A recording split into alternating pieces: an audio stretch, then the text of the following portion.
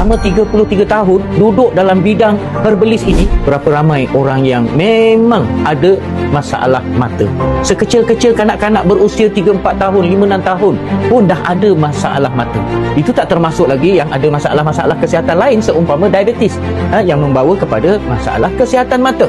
Menyadari tentang perkara ini, ya tuan-tuan, saya terpanggil selama 33 tahun duduk dalam bidang herbalis ini.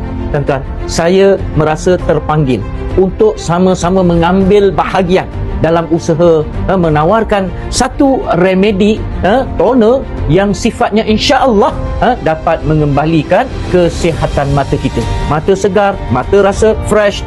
Itu tuan-tuan yang perlu kita share pada kali ini. So, kata kuncinya rasa bertanggungjawab di dalam membantu untuk mengatasi banyaknya masyarakat kita yang menghadapi masalah kesihatan mata. So, sedikit pengalaman yang saya ada, saya curahkan, dan tuan-tuanlah yang menilai dengan testimoni-testimoni yang ada, ya, sudah pasti tuan-tuan tidak akan menolak toner ataupun remedi Ashifa ini. Selamat mencuba.